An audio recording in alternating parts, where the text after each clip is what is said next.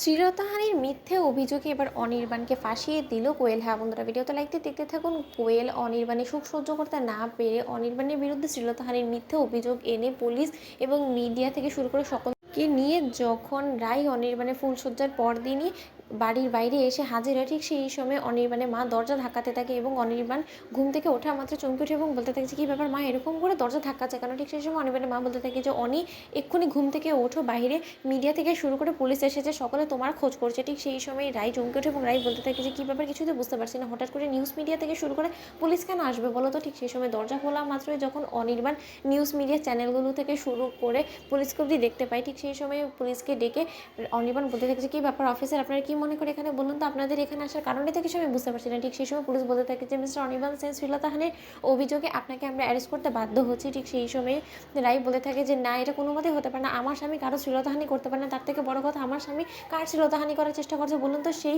ভিকটিমটাকে। ঠিক সেই সময় কোয়েল চলে আসে এবং কোয়েল বলতে থাকে যে ভিকটিম তো আমি। রাই, তুমি কী করে এবার তোমার স্বামীকে বাঁচাবে সেটা আমিও দেখবো, কারণ তোমার স্বামী একের পর এক মেয়ের জীবন নিয়ে ছেলেখেলা করবে, মেয়েদের সর্বনাশ করবে, শ্লীলতাহানি করার চেষ্টা করবে, তারপরে যখন গর্ভে তার সন্তান চলে আসবে সম্পূর্ণরূপে সেই সন্তানটাকে অস্বীকার করে সে দিব্যি আবার নিজের অতীতের সেই স্ত্রীর কাছে ফিরে যাবে। সেটা কী করে হতে পারে বলো তো, এত সহজে তুমি সুখের মুখ দেখবে আর আমরা ওর ক্ষমতার ভয় দেখিয়ে ও আমাদেরকে দাবিয়ে রাখতে পারবে। ও যদি মনে করে থাকে তাহলে তো সেটা কোনো মতেই হবে না। আমি অন্তত অন্যায়গুলোকে আর কোনো মতে প্রশ্রয় দেবো না, এবার অনির্বাণের বিরুদ্ধে আমি রুখে দাঁড়াবো। ঠিক সেই সময় অনির্বাণের এই মিথ্যে অভিযোগকে তুড়ি মেরে উড়িয়ে দিয়ে রাই বলতে থাকে যে কোনো মতে বিশ্বাস করি না। রাই আর অফিসার, আপনার কাছে কী প্রমাণ আছে যে আমার স্বামী কোয়েলের শ্লীলতাহানি করার চেষ্টা করছে। ঠিক সেই সময় অফিসার বলতে থাকে যে দেখুন ম্যাডাম, আমরা কিন্তু অ্যারেস্ট ওয়ারেন্ট নিয়ে এসেছি, অ্যারেস্ট ওয়ারেন্ট কিন্তু আমরা বিনা কারণে নিয়ে আসিনি, আমাদের কাছে যথেষ্ট পরিমাণে বৈধ প্রমাণ আছে এবং আমার মনে হয় না যে আপনি কোনো কোর্ট, তাহলে আপনার কাছে কেন আমরা সকল প্রমাণ দাখিল করতে যাব বলুন তো। আপনার স্বামীর বিরুদ্ধে যখন অভিযোগ আনা হয়েছে এবং সেই অভিযোগটা যখন যথেষ্ট পরিমাণে প্রমাণিত হয়ে গেছে, তাহলে আপনার স্বামীকেও এক্ষুনি আমাদের সাথে যেতে হবে।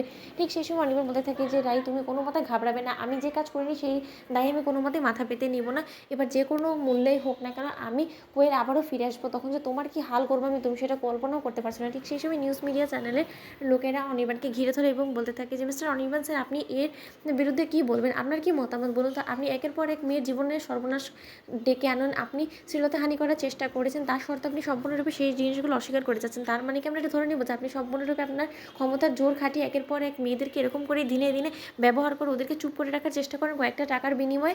এটা যদি হয়ে থাকে তাহলে কিন্তু এবার আপনার যাতে সুষ্ঠু বিচার হয় তার জন্য এবার আপনার বিরুদ্ধে আমরা রুখে দাঁড়াবো, কারণ হাজারো আমরাও তো একজন মেয়ে, একজন নারীর পাশে যদি এই বিপদের দিনে আমরা না থাকি তাহলে কে থাকবে। ঠিক সেই সময় রাই বলতে থাকে যে আপনাদের যা কিছু করার আপনারা করে নিন, যত নিউজ বানানোর বানিয়ে নিন, আমাদের তাতে কোনো কিছু যায় আসে না, আমি আমার স্বামীকে যে কোনো মূল্যে বাঁচাবো। তো বন্ধুরা, ভিডিওটি ভালো লাগলে লাইক এবং শেয়ার করে সাবস্ক্রাইব করতে ভুলো না।